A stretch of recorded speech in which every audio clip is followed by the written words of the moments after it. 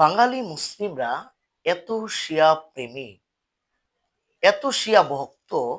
এই Iran, America, ইসরায়েলের যুদ্ধ যদি না হতো আমরা বুঝতে পারতাম না।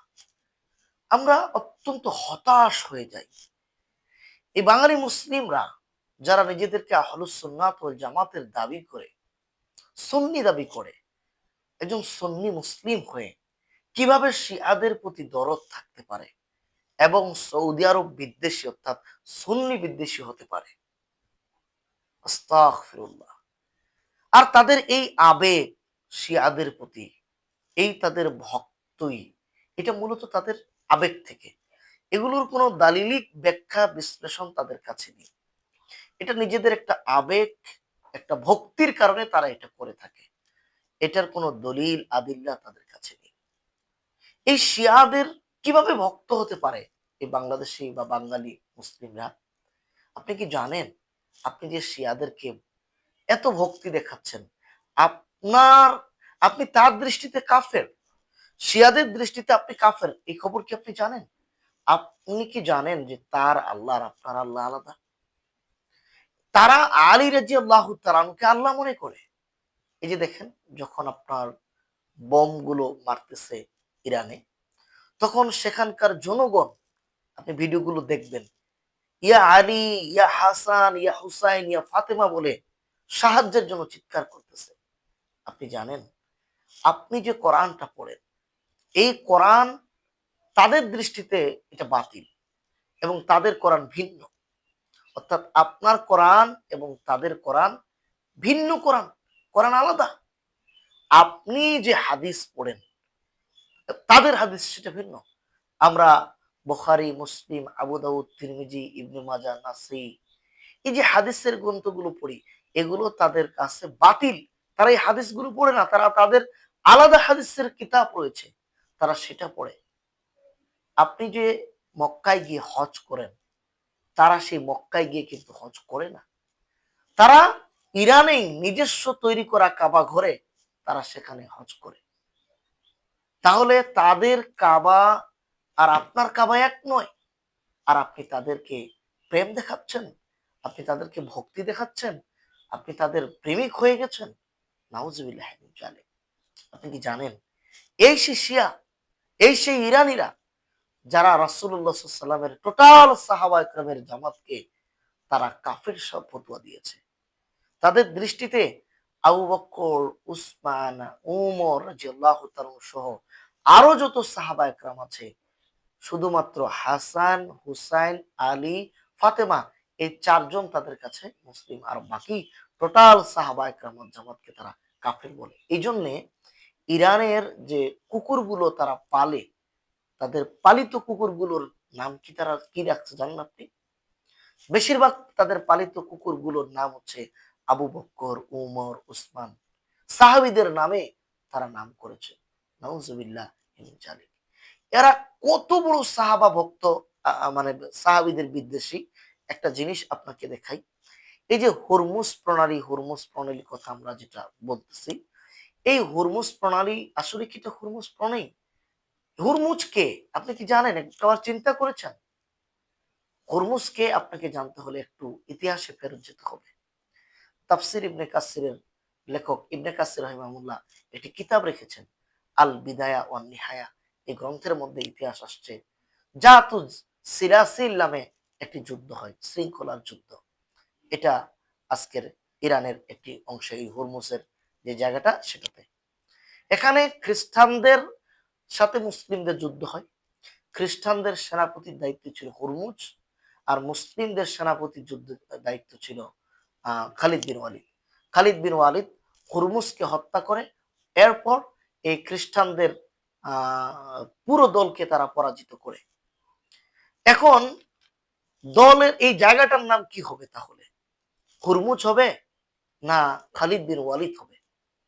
এই জায়গাটার নাম তো যিনি বিজয় লাভ করেছেন তার নামে হওয়ার কথা। হওয়ার কথা তো খালিদ বিন ওয়ালিদ। কিন্তু এরা এত সাহাবা একরাম বিদ্বেষী, যেহেতু খালিদ বিন ওয়ালিদকে তারা কাফের মনে করে, এই জন্য এই জায়গাটার নামকে চেঞ্জ করে তারা হরমুজ রাখলো। একজন খ্রিস্টানের নামে নামকরণ করলো। রাসূলের একজন সাহাবী জলিলুল কদর সাহাবীকে বাদ দিয়ে খ্রিস্টানের নামে নামকরণ করলো, এরাই হচ্ছে সেই শিয়া। আর এটাই হচ্ছে হুরমুজ প্রণালীর ইতিহাস। মূলত হবে খালিদ প্রণালী হয়ে গেছে হুরমুজ প্রণালী। আপনি যাকে ইমাম হিসেবে মানেন, বিশেষ করে বাংলাদেশের মানুষ, ইমাম আবু হানিফা রাহিমাহুল্লাহকে, আপনি জানেন ইমাম আবু হানিফার ফতোয়া অনুযায়ী তারা কি? দেখেন, একটি কিতাব পাওয়া যায়, আস-সাওয়াইক আল-মুহারিকা। এই গ্রন্থের ৩৬২ পৃষ্ঠায় ইমাম আবু হানিফা রাহিমাহুল্লাহ বলেন, এই যে যারা রাফিজি অর্থাৎ শিয়া, তারা কাফের, এবং তাদেরকে যারা কাফের বলা থেকে সন্দেহ করবে তারাও কাফের। আর আপনি তাদেরকে মুসলিম বলতেছেন। নাউজুবিল্লাহি মিন যালিক। এই ফতুয়া দেওয়ার কারণে কি হয়েছিল জানেন? ইমাম আবু হানিফা রাহিমাহুল্লাহর সাথে এই শিয়ারা, এই ইরানিরা কতটা নির্মম ব্যবহার করেছে আপনি জানেন? এই ইতিহাস আপনার জানা আছে? দেখেন, যখন 1562 খ্রিস্টাব্দে শাহ ইসমাইল, এই শিয়া, যখন ইরাকের বাগদাদ দখল করে, তখন ইরাকের বাগদাদে অবস্থিত ইমাম আবু হানিফা রাহিমাহুল্লাহর কবর থেকে ইমাম আনিফার শরীরের হাড় হুড্ডি বের করে সেখানে একটা কালো কুকুরকে হত্যা করে দাফন করা হয়। এরপর তার কিছুদিন পরে তার পরবর্তী শাসক আসলো শাহ আব্বাস। এই শাহ আব্বাস আরো নিকৃষ্টতম কাজ করেছে। এই কবরের পাশে একটা বাজার ছিল, সেই বাজারে 2টা গাধাকে সে ওয়াকফ করে। আর এই ওয়াকফকৃত গাধার উপর চড়ে মানুষকে টয়লেট করার জন্য এখানে আহ্বান করা হতো, এবং মানুষ এখানে এসে পায়খানা, অর্থাৎ ইমাম আবু হানিফার কবরকে তারা পায়খানায় পরিণত করে মানুষকে এখানে পায়খানা করানোর জন্য 2টা গাধা তারা ওয়াকফ করে দিয়েছিল। নাউজুবিল্লাহি মিন যালিক। আপনি সেই ইমাম আবু হানিফার অনুসরণ করে নিজেকে হানাফি পরিচয় দিয়ে এই শিয়াদের প্রতি আপনার এত প্রেম, এত ভালোবাসা, এত মহব্বত কি করে হতে পারে? আপনি কিভাবে এত শিয়া প্রেমী হতে পারেন? আমি বুঝে বুঝে উঠতে পারি না। সম্মানিত উপস্থিতি, এই শিয়ারা, আপনি কি মনে করছেন কেন তার পক্ষ নিচ্ছেন? এরা আমেরিকার সাথে যুদ্ধ করে, এরা ইসরায়েলদের সাথে যুদ্ধ করে। আরে ভাই, এটা তাদের খেলা। আমি আপনাকে এতটুকু বলি, এই ইসরায়েলরা মুসলিমদেরকে কয় টাকা হত্যা করছে আপনি বলতে পারেন? এখন পর্যন্ত ইসরায়েলের ইহুদিরা মুসলিমদেরকে 1,50,000 মুসলিমদেরকে মারছে। কিন্তু আপনি একবার শিয়াদের ইতিহাস জানেন? এই শিয়ারা এ পর্যন্ত 15 লক্ষ মুসলিমকে মারছে। এই যে সিরিয়ায় যুদ্ধ বাশার আল আসাদকে দিয়া এবং আমেরিকাকে এখানে নিয়ে এসে সেখানকার সুন্নি মুসলিমদেরকে মারছে। এই ইরাকে আপনার শাসক সাদ্দাম হোসেনকে মারছে এবং ইরাককে ধ্বংস করছে, ইরাকের সুন্নিদেরকে হত্যা করছে এই ইরানের শিয়ারা।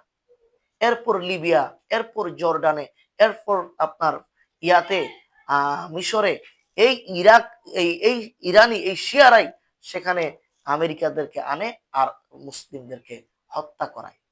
যত মুসলিমদেরকে মিডিল ইস্টে, যত খ্রিস্টানদের যুদ্ধ হচ্ছে মিডিল ইস্টে, সবগুলোর মদতদাতা ওই ইরান, এই শিয়ারা।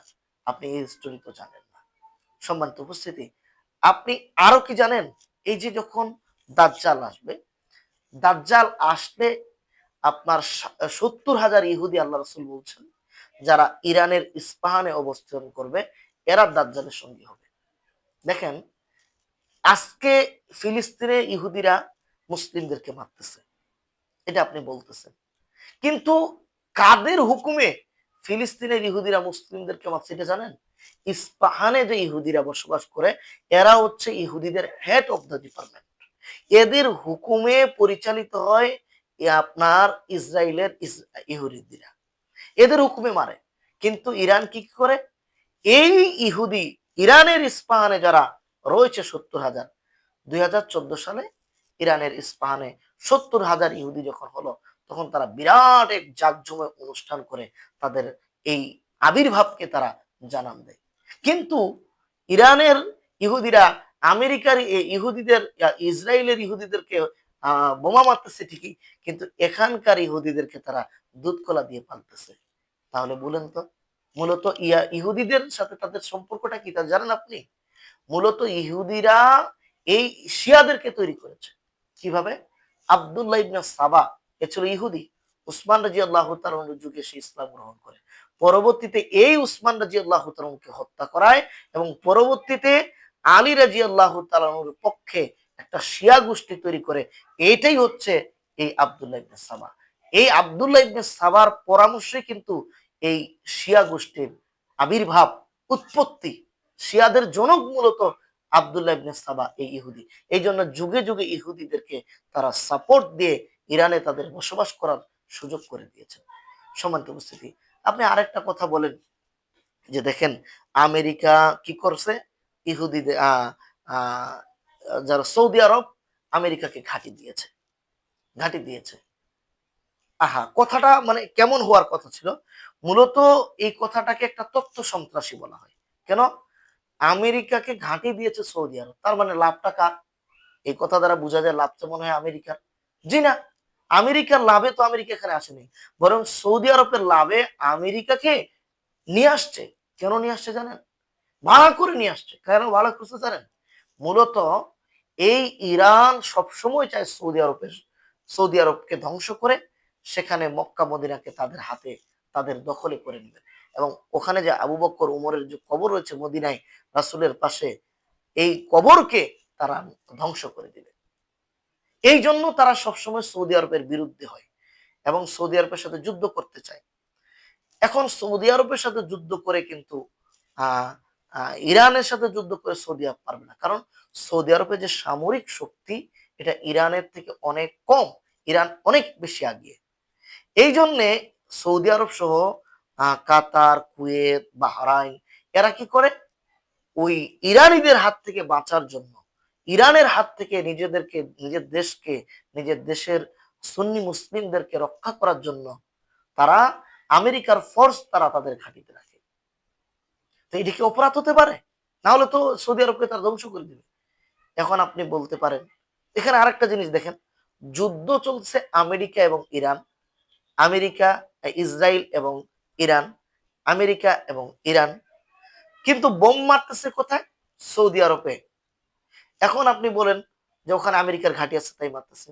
ভাই, আমেরিকার ঘাঁটি থেকে যদি আমেরিকারা সৌদি আরবের ঘাঁটি থেকে যদি আমেরিকায় বোমা মারা হতো, তাহলে সৌদি আরবে তারা বোম মারতো বা সেখানে গিয়ে তারা আক্রমণ করতো, এটা মানা যেত। কিন্তু আমেরিকার কোনো ঘাঁটি থেকে কি সৌদি আরবে আসছে, কোনো বোমা মারছে? না, মারা হয়নি। মারতেছে কোথায়? সেই যে ভূমধ্য সাগর সেখান থেকে মারছে। তাহলে যুদ্ধ হবে আমেরিকার সাথে ইরানের, ইরানের সাথে আমেরিকার, ইসরায়েলের সাথে ইরানের, ইরানের সাথে ইসরায়েলের, কিন্তু তারা ওখানে না মারে মারতেছে কোথায়? সৌদি আরবে। সম্মানিত উপস্থিতি, এখানে আরেকটা জিনিস আমি আপনাদেরকে বলতে চাই, সেটা হচ্ছে এই যে যখন সৌদি আরবের যুদ্ধ হচ্ছে, আপনি দেখেন ইরানে কোনো প্রবাসী আছে? মানে আমাদের কোনো দেশের লোক ইরানে চাকরি করে, ইরানে কাজ করে আছে? না। আমাদের মুসলিম, বিশেষ করে আপনার ৩০ লক্ষ বাংলাদেশি সৌদি আরবে কাজ করে। এই ইরানে একটা পাবেন আপনি? ইরানে একটাও পাবেন না। মিডিল ইস্টে আমাদের বাংলাদেশের মুসলিমরা, বাঙালি মুসলিমরা চাকরি করে। ইরানে আছে? নাই। অথচ আমরা আমরা যাদের রিজিকে আমরা চলতেছি, যাদের টাকায় আমরা চলতেছি, আমরা তাদের বিরুদ্ধে অবস্থান নিচ্ছি।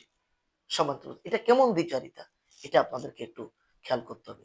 সর্বশেষ একটা কথা বলি যে যদি আমরা শাসকের ই করতে চাই, ইরান বেশি ভালো শাসক না সৌদি আরবের শাসকরা বেশি ভালো? আপনি টোটাল মুসলিম বিশ্বের যতগুলো শাসক আছে, সকল শাসকের ভালো গুণগুলো একখানে করলো, সৌদি আরবের ভালো শাসকদের ভালো গুণগুলোর সাথে পারবেন না আপনি। সৌদি আরবের যে খেদমত, সৌদি আরবের সরকারের যে খেদমত, এই খেদমতের সাথে আপনি পারবেন না। হ্যাঁ, তবে তাদের কিছু দোষ ত্রুটি আছে, কিছু খারাপ গুণ আছে, আমরা সেটাকে এলাও করি না। আমরা সেটা সংশোধনের জন্য আমরা কথা বলি, আমাদের শায়েখরা তাদেরকে বলেন, নসিহত করেন, কিন্তু তাদের যে ভালো গুণগুলো আছে সেটা তো আপনি করতে পারবেন না, ডিনাই করতে পারবেন না। সম্মানিত উপস্থিতি, তাই আমরা সুন্নিয়তের পক্ষে, আহলুস সুন্নাত ওয়াল জামাতের পক্ষে আমরা আমাদের কথা রাখবো, আমরা পক্ষ নিব, দোয়া করব তাদের জন্য। আমরা কেন শিয়াদের পক্ষ হয়ে আমাদের মুসলিম সুন্নি ভাইদের, আহলুস সুন্নাত ওয়াল জামাতের ধ্বংস কামনা করি? আজকে যদি শিয়াদের হাতে ক্ষমতা চলে যায়, আপনার আমার অবস্থা কি হতে পারে একটু খেয়াল করতে পারছেন? সারা বিশ্বে যে বর্তমান সংকট, এটা ইরানের কারণে। এটা আপনি একটু খেয়াল করছেন? সম্মানিত উপস্থিতি, আল্লাহ আমাদেরকে বুঝার তৌফিক দান করুক। সর্বশেষ আমি একটা কথা বলবো যে লাল কুকুর আর কালো কুকুর যুদ্ধ করতেছে, লড়াই করতেছে, আপনি কার পক্ষে? আমরা কারো পক্ষেই যাব না। কারণ কুকুর দুটাই, সাদাটাও কুকুর, লালটাও কুকুর। আমরা কালোটাও কুকুর। ওই লালটাও কুকুর, কালোটাও কুকুর। কোনটাই মূলত ভালো না। দুটাই ধ্বংস হোক, এটাই আমাদের কামনা। আল্লাহ আমাদেরকে বুঝার তৌফিক দান করুন। আমিন।